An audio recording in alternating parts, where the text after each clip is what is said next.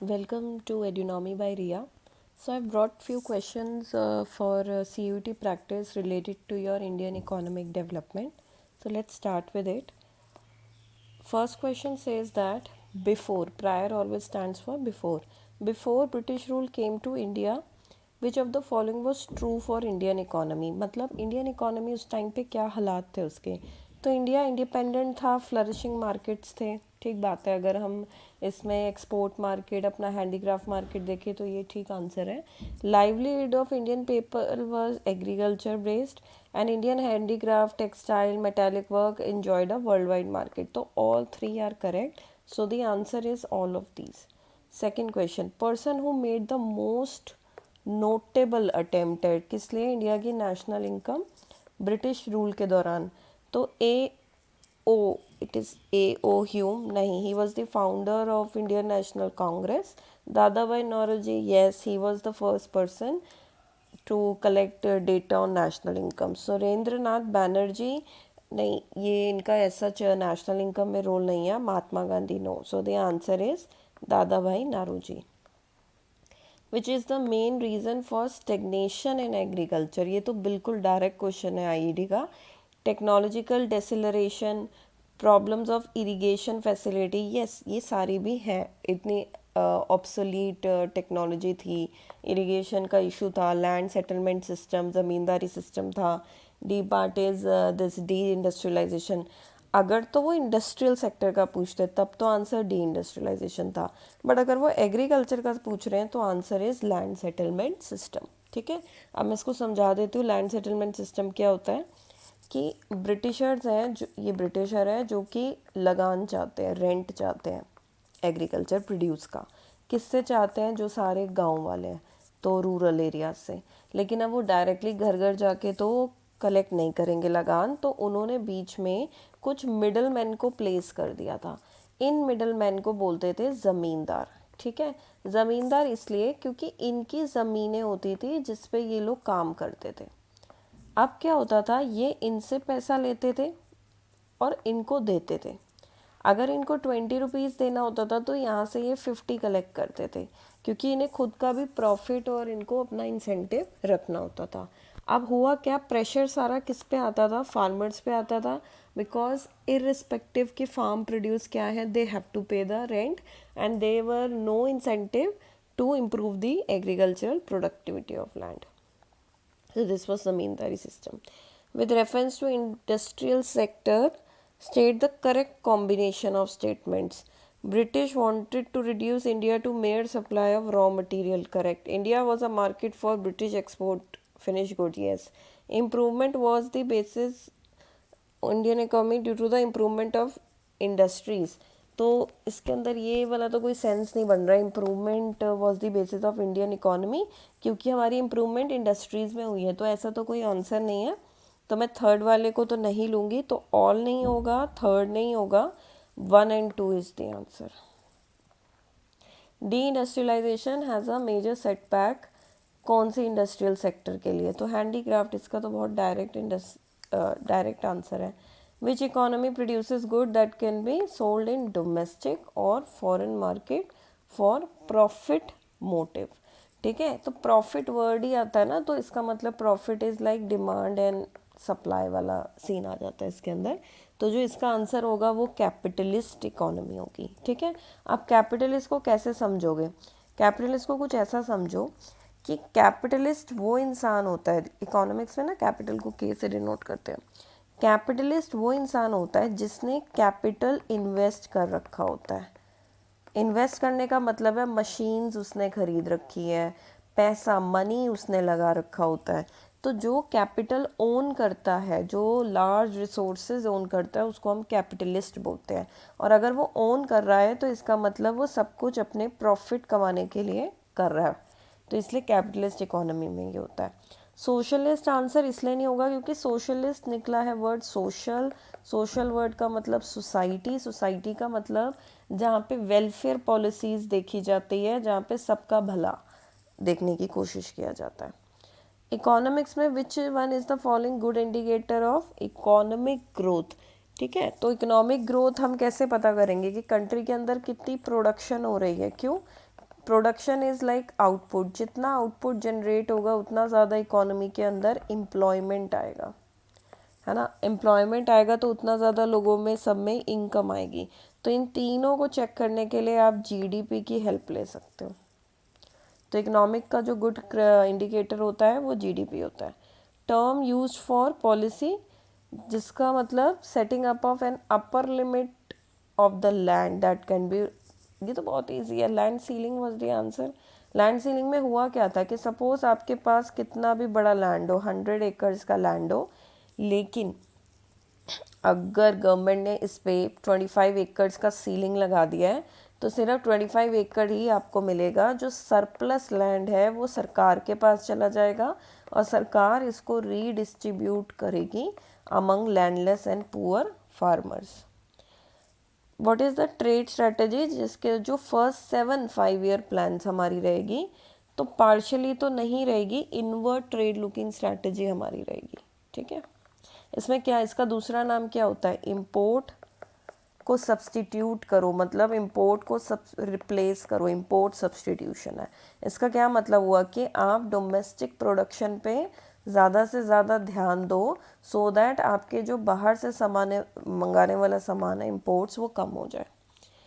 With respect to Indian agriculture mention the correct combination, क्या क्या सही है, ओके। ग्रीन रेवोल्यूशन से न्यू टेक्नोलॉजी आई, ग्रीन रेवोल्यूशन से HYV सीड्स आए, ग्रीन रेवोल्यूशन से इम्प्रूवमेंट इन ऑयल सीड्स, नहीं, oil seed was not there, there were basic earlier wheat and rice crops. इन्हीं दो में मैक्सिमम ग्रीन रेवोल्यूशन कवर हुआ था। वो भी अगर फर्स्ट वेटेज आपको देनी ही हुई तो वीट को, तभी वीट स्टैम्प आई थी, ठीक है, वीट स्टैम्प आई थी। तो only 1 and 2 is the answer. Next question, stabilization and structural reforms are the two groups of which policy? So it is, yes, new economic policy 1991। अब इनको थोड़ा सेपरेटली चेक करो। Stabilise करना मतलब होता है किसी चीज़ में बहुत ज़्यादा अगर फ्लक्चुएशंस आ रही हैं तो उन फ्लक्चुएशंस को रिमूव करके उस चीज़ को स्टेबल करो, ठीक है। तो स्टेबल क्या करना था, दो चीज़ों को करना था, एक तो महंगाई को, इन्फ्लेशन को स्टेबल करना था, और दूसरी चीज़ जो स्टेबल करनी होती है वो होता है balance of payment. Balance of payment deficit, है ना। डेफिसिट कब होता है, जब आपके इम्पोर्टेड आइटम ज़्यादा होते हैं, इम्पोर्ट्स ज़्यादा होते हैं एक्सपोर्ट्स से, ठीक है। तो बीओपी में डेफिसिट आने के चांसेस होते हैं, या मैं ऐसे कह सकती हूँ outflow of foreign exchange is more than of inflow of foreign currency, ठीक है। तो दैट इज़ बीओपी डेफिसिट। तो इन दोनों चीज़ों को स्टेबलाइज करना था। स्ट्रक्चरल का क्या मतलब है, जैसे एक घर है तो उसका स्ट्रक्चर चेंज करना मतलब पूरा उसकी पॉलिसीज़ को चेंज कर देना, ठीक है। तो स्ट्रक्चरल चेंज के अंदर आप मतलब पूरा सब कुछ, सारे रिफॉर्म्स आ जाते हैं इसके अंदर। LPG के आपने पूरा स्ट्रक्चर, पूरा इंडिया का वर्किंग चेंज कर दिया। Consider following statement with record to external sector reforms हुए थे, ठीक है। एक्सटर्नल सेक्टर के अंदर वो बोल रहे हैं कि it falls under the category of liberalisation, okay, ठीक है। एक्सटर्नल रिफॉर्म्स के अंदर मेजरली क्या करा था, यही करा था कि टैरिफ्स हटा दिए गए थे या कम कर दिए गए थे, कोटाज हटा दिए गए थे, ठीक है, या रिड्यूस कर दिए गए थे। तो लिबरलाइजेशन ही था ये। Liberalisation of trade was major reform, ठीक है। Devaluation of rupee was another, ये भी ठीक है। क्यों, क्योंकि जब आप अपनी करेंसी को डी वैल्यू करते हो, इसका मतलब आप अपनी करेंसी को सस्ती कर रहे हो। सस्ती का क्या मतलब है कि बाहर फॉरेनर्स के लिए ये चीप है, तो वो एक्सपोर्ट आपकी कंट्री के बढ़ाएगा, और कंपैरेटिवली आपके लोगों के लिए वो इंपोर्ट कम हो जाएंगे क्योंकि बाहर का सामान महंगा पड़ रहा है, ठीक है। तो ये भी हो जाएगा। तो answer is all of the above. देखो जैसे ये इंडिया है और ये बाहर वाले लोग हैं, तो जब आप अपनी करेंसी को डीवैल्यू करते हो तो आपकी करेंसी सस्ती हो रही है, मतलब वो जो एप्पल है जो पहले 50 रुपये का था, वो एप्पल अब बाहर वालों को वो करेंसी कितने की पड़ेगी, 70 रुपये की पड़ेगी, ठीक है।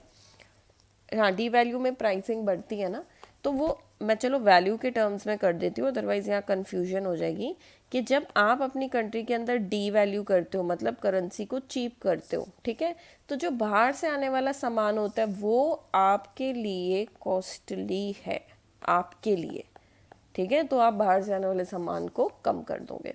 लेकिन बाहर वालों के लिए अगर आप बाहर के पर्सपेक्टिव से अंदर देखोगे तो ये चीप है, तो इसलिए बाहर जाने वाला सामान आपका इंक्रीज होगा, तो उसको क्या बोलेंगे, एक्सपोर्ट्स बढ़ेंगे। 13th, spectacular growth in dash sector. Spectacular is like wonderful growth, कब नजर आई, 2000 के बाद सर्विस सेक्टर में नजर आई है। इंडियन अप्रोच IBRD, IBRD किसका नाम है, वर्ल्ड बैंक का नाम है। That measures are short term measures, जो किस लिए करेक्ट कर रहे थे, अभी मैंने ऊपर बताया था, BOP को करेक्ट और इन्फ्लेशन को करेक्ट करने के लिए, तो स्टेबलाइज करना है ना, स्टेबलाइज, क्योंकि क्या है, इन्फ्लेशन का अगर हम ग्राफ पे ट्रेंड देखेंगे तो इन्फ्लेशन बढ़ रहा होता है, घट सकता है, बढ़ रहा है, तो ये क्या है, फ्लक्चुएशंस आ रही है, तो इसको एक जगह स्टेबलाइज करना, stabilization measures. Which category of poor include both always and usually poor, ठीक है, ये आपके कोर्स से 12th क्लास से रिलेटेड इतना ज़्यादा क्वेश्चन है नहीं, लेकिन फिर भी मैं बता देती हूँ यहाँ पे। ऑलवेज का मतलब होता है ऐसी कोई चीज़ जो हमेशा रहेगी, ठीक है, तो सीजनल नहीं होगा। Transient is temporary. चर्निंग का मतलब कभी ऊपर कभी नीचे, तो आंसर इज क्रॉनिक। इतना तो कॉमन लैंग्वेज में भी बोल देते हैं कि क्रॉनिक डिजीज है। क्रॉनिक डिजीज क्या होता है, लंबे समय तक का disease. Absolute poverty in India is measured through, तो absolute poverty, poverty line is that. Which program is merged with Swarna Jayanti शहरी रोजगार योजना, मतलब शहरी रोजगार योजना के साथ कौन सा जोड़ दिया गया है, ठीक है, तो आंसर इज नेहरू रोजगार योजना, ठीक है, यस हो सकता है ये वाला answer. Prime minister Rozgar Yojana, prime minister integrated urban poverty education, तो answer is ANC। I think आपको ये आंसर नहीं आता होगा, लेकिन स्टिल जब हम CUT प्रैक्टिस कर रहे हैं ना, तो हम बिल्कुल ये नहीं कह सकते कि हमें स्टिक टू द कोर्स रहना है, थोड़ा सा आइडिया होना चाहिए आपको भी, राइट। ये क्वेश्चंस आई थिंक पावर्टी वाले से रिलेटेड है सारे, ये कर लो कि which approach is use by government to overcome the issue of poverty, ठीक है, तो ये वाला जो क्वेश्चन है आपका, इसमें सारे ही आ जाएंगे। ग्रोथ ओरिएंटेड भी है, क्योंकि जितनी ग्रोथ होगी उतना ज़्यादा पैसा कंट्री में आएगा। पावर्टी एलिविएशन ये भी करने की कोशिश की थी। Minimum needs of the poor means basic necessities को मीट करना, ये भी हमेशा अप्रोच सरकार की रही है। तो ऑल ऑफ दीज, ठीक है। ICDC सर्विस किसके लिए होती है, इंटीग्रेटेड वाली जो होती है, 6 साल के बच्चों के लिए होती है। Dash refers the ability of human to contribute to value addition. Value addition क्या कर सकते हैं ह्यूमंस, तो ह्यूमन रिसोर्स, ठीक है। ये क्या क्या देखो, इसके अंदर ह्यूमन कैपिटल फॉर्मेशन नहीं आ सकता, क्योंकि जब वो ह्यूमन कैपिटल, ये उसका पर्सनल प्रोसेस है। जब इसको हेल्थ मिलेगी, जब इसको एजुकेशन मिलेगी, तो इस टर्म को कहेंगे कि ह्यूमन कैपिटल फॉर्म हो रही है, फॉर्मेशन हो रही है, ठीक है। तो ये ह्यूमन रिसोर्स है। रिसोर्स मतलब क्या होता है, कोई चीज़ जो यूज़फुल हो, तो अगर वो यूज़फुल है तभी तो वैल्यू एडिशन कर पा रही है, right. Addition to the stock of capital can be done by, ये ह्यूमन कैपिटल की बात करें, कैसे कर सकते हो, ठीक है। ये भी कोर्स में है, ये भी कोर्स में है। Study program for adults, again education से रिलेटेड है, तो तीनों ही आंसर है, ठीक है। प्रॉब्लम क्या है ह्यूमन कैपिटल की, ब्रेन ड्रेन हो रहा है, सही बात है। पॉपुलेशन बहुत ज़्यादा स्पीड से बढ़ रही है, सही बात है। कितना ही आप इनको पढ़ा लो लिखा लो, लेकिन पॉपुलेशन दिन बर दिन बढ़ रही है, तो स्कार्सिटी रहेगी। अकेडमिक स्टैंडर्ड लो है, ऑल ऑफ दीज, ठीक है। आप ये क्यों नहीं सोचते कि इंडिया में अगर 70 to 80% बोल रहे हैं लिटरेसी रेट है, वो तब है जब ये डेटा कहता है कि आप कोई भी अपनी मातृभाषा में एक लाइन, एक शब्द लिख सकते हो। तब भी 100% लिटरेसी नहीं है, तब भी 70 से 80% के बीच में लिटरेसी है। और अगर स्टैंडर्ड बदल दिया गया, ठीक है, अगर स्टैंडर्ड में 5th क्लास कर दिया, 3rd क्लास कर दिया, तो ये परसेंटेज बहुत लो चली जाएगी, ठीक है। तो लो एकेडमिक स्टैंडर्ड तो सही है, बात है, ये प्रॉब्लम है। Expenditure on health makes person efficient and productive, true, कोई दिक्कत नहीं है इसमें। Dash is based on the idea that education and health are integral to human beings, right. तो देखो, दो एक टॉपिक था आपके इसके अंदर, आई डोंट रिमेम्बर वो क्या था, human development versus human capital ऐसे करके था, human cap what is human capital versus human development. ठीक है, तो ये जब इंटीग्रल वर्ड आ जाता है ना तो इसका मतलब होता है ह्यूमन डेवलपमेंट। इंटीग्रल मतलब होता है द बेसिक, कि एक इंसान को एजुकेशन और हेल्थ तो बेसिक है उसके लिए, उसको मिलना चाहिए। किस लिए मिलना चाहिए? ताकि ओवरऑल उसकी पर्सनालिटी डेवलप हो, राइट। चलो अब last question 26, then I will end up here. Read the following statement given below and choose the correct alternative. जब भी आप क्वेश्चन कर रहे हो ना, करेक्ट हो इनकरेक्ट हो तो उसको अलग से हाईलाइट करो सो दैट गलती ना हो। कॉजैलिटी, कैजुअलिटी नहीं है ये, causality between human capital and economic growth flows in either direction. ठीक है, आप पहले तो कॉजैलिटी का मतलब से वर्ड निकालो कॉज। इनका कहने का मतलब है कि ह्यूमन कैपिटल से इकोनॉमिक ग्रोथ होती है, और जितनी इकोनॉमिक ग्रोथ होगी उतना पढ़ाई लिखाई करके ह्यूमन कैपिटल बेटर होगा। तो ईदर डायरेक्शन का क्या मतलब होता है कि दोनों साइड से ये एरो जा रहा है, तो ठीक बात है ये वाली, इसमें कोई दिक्कत नहीं है। Only employed people have the right to get education and lead a healthy life. मतलब देखने में ही समझ आ रहा है कि इसका कोई सेंस नहीं बन रहा है कि सिर्फ काम करने वाले लोगों को ही राइट टू एजुकेशन मिलना चाहिए, नहीं। तो इसका मतलब statement 1 is true and 2 is incorrect, right. Okay, so that's all. आपको आई होप कि सारे क्वेश्चन सॉल्व करने आए। आई वुड इवन ट्राई कि मैं स्टैटिस्टिक्स के लिए ऊपर भी क्वेश्चन लेकर आऊँ, क्योंकि स्टैटिस्टिक्स जनरली मिस आउट हो जाता है बच्चों का। ठीक है, तो वो भी ट्राई करेंगे थोड़ा सा। और अगर आपका कोई डाउट हो so please write it in comment section. Thank you.